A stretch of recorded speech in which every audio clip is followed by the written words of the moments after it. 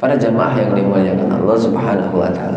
Makanya yang namanya setan akan terus berusaha menggoda kita. Dari mana? Dari 4 arah. Summa la'atiyannahum min baini aydihim wa min an khalfihim wa an aymanihim wa an sama'ilihim wa la tajidu aktsarahum syakirin. Setan itu sudah berjanji, Pak. Makanya alhamdulillah kapanpun dimanapun maka kita wajib untuk berdoa. Jangan kalah sama setan, iblis. Emang iblis berdoa? Iblis pernah berdoa? Berdoa iblis juga, memohon kepada Allah. Bahkan doanya dikabul. Panjang lagi dikabulnya. Kapan iblis berdoa? Ketika iblis diturunkan oleh Allah, dilaknat akibat tidak mau bersujud kepada Nabi Adam, maka disitulah awalnya. Iblis sakit hati sehingga ketika iblis dilaknat, diturunkan ke dunia, bahkan nanti menjadi penghuni neraka, iblis protes, "Ya Allah, qala rabbi fanzurni ila yaumi yub'atsun." Ya Allah, panzurni Rabbi, ya Allah, panzurni, maka tangguhkanlah umurku, panjangkanlah umurku sampai kapan? Ila yaumi yub'atsun, sampai hari kiamat. Panjang enggak? Panjang. Dikabul oleh Allah. Dikabul oleh Allah. Ngapain kamu pengen panjang? Saya ingin summa aghwaytani. Saya ingin membuat mereka melenceng daripada akidah atau melenceng dari mentauhidkan Engkau, dan aku ingin menggoda, merayu, membujuk mereka supaya menjadi pengikutku nanti di neraka. Tujuannya itu di ACC sama Allah, di ACC. Oh, bolehlah kalau begitu, gak apa-apa. Mulai hari ini kamu dan keturunan kamu tidak akan ada yang mati. Dikabul oleh Allah. Terus apa? Summa la'atiyannahum min baini aydihim. Kemudian kami akan mendatangi mereka min baini aydihim, dari depan. Itu digoda, rayuan pertama dari depan. Makanya untuk urusan akhirat, karena ada iblis di depan, maka kita didorong mundur terus, Pak. Paling tidak seperti ini untuk urusan akhirat. Ketika azan berkumandang, panggilan Allah merupakan panggilan sebaik-baiknya, maka iblis di depan kita, udah nanti aja baru azan. Ketika qomat baru, waduh, kalaupun saya nyusul ketinggalan. Wah, udah keburu beres. Antar aja jam 1 kalau zuhur. Udah jam 1, bentar lagi ya, masih pegal-pegal banget, ngantuk banget. Nah akhirnya 1:30 datang teman silaturahmi, ngobrol sampai 2:30. Teman pulang lihat jam, alhamdulillah masih kebagian. Bagus daripada tidak sama. Nah, cuman siapa yang berhasil? Wah, kata saya, dorong terus, didorong mundur terus. Itu, Pak. Itu janji iblis akan menggoda hamba-hamba Allah, terutama yang akan melaksanakan amal soleh ataupun panggilan-panggilan Allah, maka mereka akan menghadang di depan. Ada nggak di depan kita iblis sekarang? Di depan Bapak ada setan nggak? Adanya saya di sini ya. Kalau di depan Bapak ada 1, cuman kalau di depan saya, ya Allah. Nah, wa an khalfihim, setan juga menggoda manusia dari arah belakang. Biasanya kalau dari belakang mobil mogok, supaya maju di gimana ya? Didorong. Maka kita pun sama, Pak. Artinya di depan ada, di belakang ada. Maju kena, mundur. Artinya maju ada iblis, di depan di stop, dijaga, di belakang mau mundur didorong terus. Nah, untuk urusan apa? Ketika kita digoda oleh yang namanya iblis beserta bala tentaranya dari belakang, tidak lain mereka menanamkan rasa cinta kepada urusan dunia. Maka untuk urusan dunia biasanya kita selalu semangat.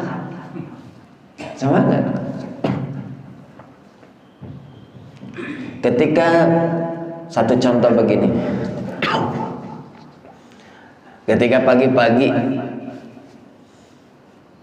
pagi-pagi ada pengumuman pengajian lah, alhamdulillah sampai ada bannernya, pamfletnya ada. Pengajian mulai jam 7. Kira-kira pas jam 7 sudah banyak belum? Paling panitia ntar kalau jam 7 pasti jam 8. Wah, udah akhirnya molornya, ngaretnya kompak. Paling itu gak jam 8 atau penampilan anak-anak dulu nanti tar aja. Terus kita berpikir seperti itu. Tapi lain halnya ketika ada pembagian sembako. Mohon maaf, ini urusan dunia, beda semangatnya. Sembako akan dibagikan pada jam 7 tepat. Kira-kira jam 7 udah banyak belum?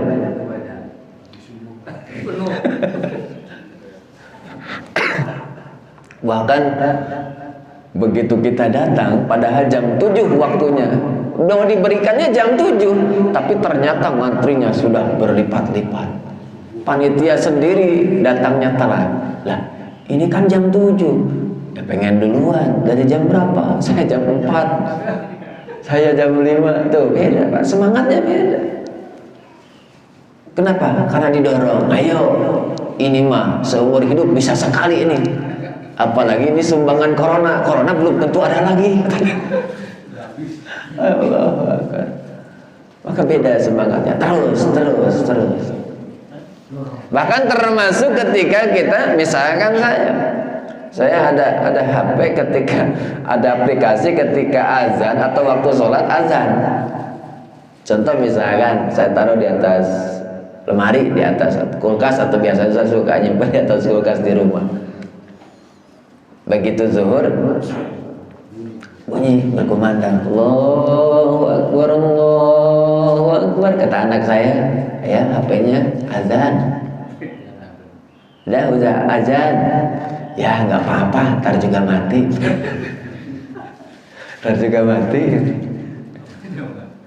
Kenapa? Karena kita lagi istirahat. Ntar juga mati HP-nya. Ya udah, anak nurut aja. Ternyata begitu selesai azan ada yang nelpon. Kebetulan dari pagi kita nunggu teleponnya.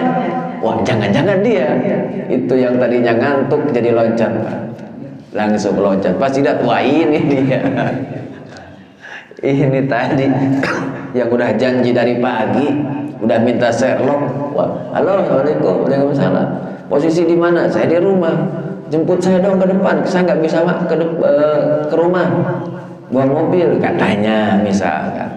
Karena jalannya kecil, gang saya misalnya. Ya udah, nggak apa-apa. Mikir. Ini udah masuk waktu sholat. Langsung kata setan. Wah, udah, kapan lagi, ditunggu-tunggu dari pagi.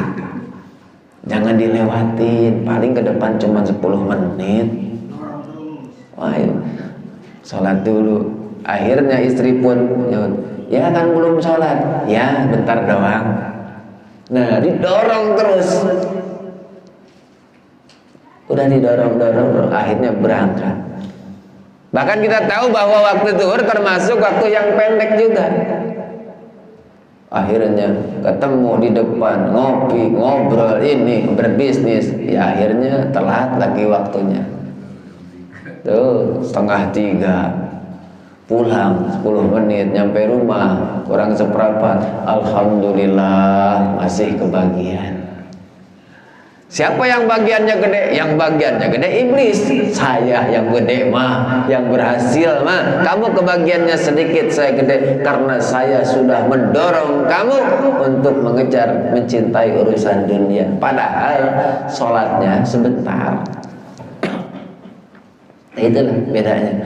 Maka iblis sampai kapanpun ketika turunan Adam, anak cucu Adam seperti kita, akan melakukan suatu amal kebaikan, maka mereka tidak akan pernah ridho, akan menggunakan segala macam cara ataupun siasat supaya tidak melakukannya.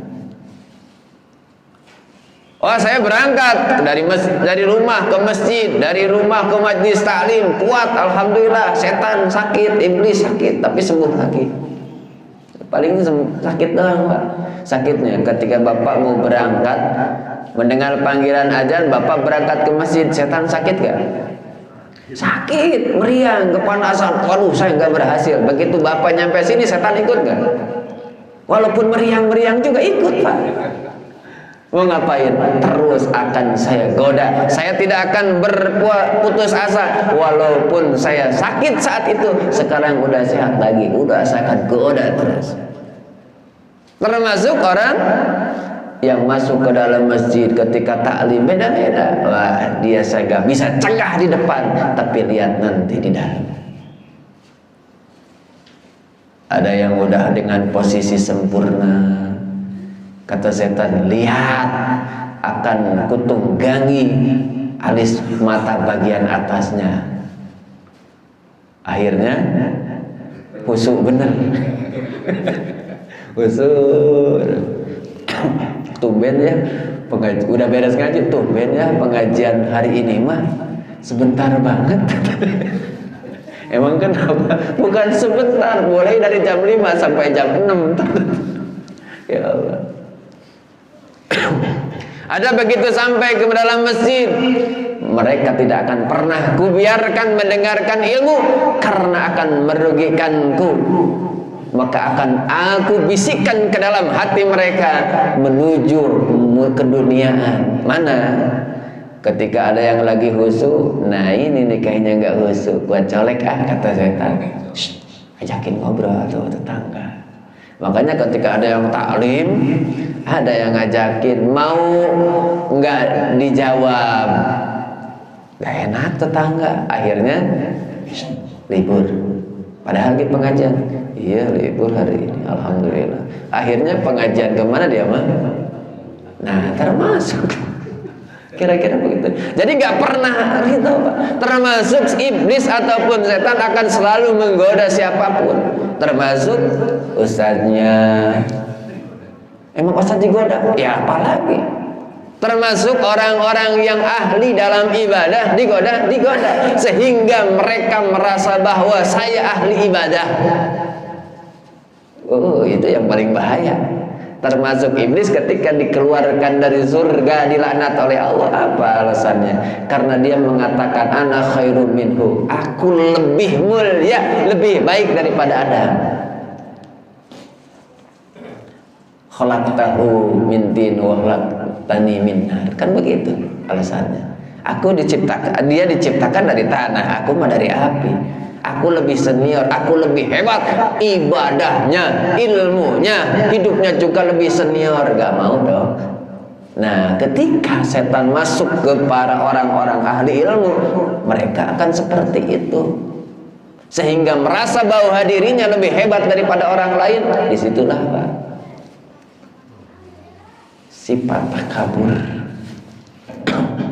Jadi tidak akan pernah apa, cuman setannya beda-beda. Ketika iblis mengganggu kopral, setannya juga pangkatnya. Ketika yang akan digoda ini umpamanya tingkatannya kopral, maka iblis atau setannya juga berpangkat kira-kira begitu. Ketika yang akan diganggunya, digodanya adalah derajatnya misalkan kapten, nggak bakal ngutus kopral. Baru dibacain auzubillahi minasyaitonirrajim langsung. Tapi ketika yang sudah kaptennya lagi, wah dia Bahkan ada yang berpura-pura alim, apa aja. Bagaimana caranya supaya, nah ini paling tidak ada rasa simpati dulu. Kan ada cerita-ceritanya, hikayat-hikayatnya ketika di zaman orang Yahudi, namanya Bani Israel, namanya ada Kibar Sisok, kan begitu. Dia ahli ibadah, bahkan disebutkan dalam ceritanya kurang lebih 60.000 murid-muridnya semua bisa terbang. Kira-kira di sini yang hebat siapa Pak? Guru kita. Ada nggak murid-muridnya yang terbang? Oh, alhamdulillah banyak yang terbang. Kemana? Ada yang umroh, ada ibadah haji, naik pesawat kali sekarang. Ini ibadahnya aja kadang-kadang di pelepah kelapa, saking udah hebatnya. Tapi bagaimana iblisnya yang datang? Yang paling hebat juga. Dia menyamar menjadi seorang hamba yang lebih tekun daripada Kibar Sisok. Kibar Sisok masih ada tidur, tapi iblis gak tidur. Wah, malam dihabiskan, malam berzikir, malam sholat. Sholatnya karena supaya mendapatkan rasa simpati saja. Padahal cuek Kibar Sisok, ibadah. Tapi kalau lihat dia begitu, akhirnya dideketin. Mang, dari mana? Bahasa kita. Oh, dari ini. Mang hebati banget ibadahnya. Alhamdulillah. Mau berzikir aja terus, iblis itu. Setelah ditanya, saya pengen ibadah saya lebih seperti Mamang, Oh, gampang. Kalau pengen seperti saya, maksiat dulu. Nanti kalau sudah maksiat akan terasa nikmat tobatnya. Maka disitulah akhirnya terus saya begitu sampai akhirnya singkatnya ditawarkan mau maksiat yang mana, mau minum arak, mau berzina, apa membunuh. Maka Kibar Sisok milih, kalau berzina dosa besar, membunuh sama, kayaknya paling ringan nih, minum arak. Ternyata setelah minum arak ada perempuan, akhirnya dijinahi karena takut ketahuan, akhirnya dibunuh. Jadi tiga-tiganya. Sampai singkat cerita su'ul khatimah. Maka kita pun sama, ketika kita derajat keimanannya 50%, maka yang datang juga yang berkapasitas 50% cc-nya, kekuatannya menggoda kita. Para jamaah yang dimuliakan Allah. Ada lagi, wa an aimanihim, setan akan mendatangi kita dari sebelah kanan. Ngapain dari sebelah kanan? Menanamkan rasa bahwa agama, nasihat-nasihat agama itu sepele, Pak. Banyak sekarang. Ngapain belajar agama? Gak ada perkembangan hidup. Ngapain belajar agama? Gak bakal atau jauh dari cita-cita akan berhasil. Betul. Tapi kan kita bukan hidup di dunia saja. Kita hidup dalam rangka mempersiapkan untuk alam selanjutnya. Dunia hanya sebentar, akhirat abadi. Maksudnya gimana ketika mempelajari agama malah menghambat apa yang dicita-citakan? Iya, saya pengen kaya, tapi bisnis ini nggak boleh, bisnis ini nggak boleh. Ya nggak boleh kata Islam yang bertolak belakang dengan syariat. Bisnis dalam Islam boleh, boleh. Rasulullah pebisnis, Rasulullah pebisnis. Pedagang yang berhasil, bahkan termasuk negarawan, komplit Rasulullah, boleh, ya boleh kita mengikutinya. Tetapi dalam konteks tidak keluar daripada syariat. Wah, kalau begini caranya mah saya nggak kaya-kaya. Kenapa? Setelah saya mendapatkan apa yang saya inginkan, masa saya harus zakat? Nah, itu menyepelekan, padahal zakat bukan diminta sama kiai, bukan diminta sama habaib, sama ulama, bukan. Tapi zakat untuk menunaikannya adalah perintah Allah. Maka ketika seseorang menyepelekan urusan-urusan syariat, kita terkena jebak rayu iblis dari sebelah kanan kita.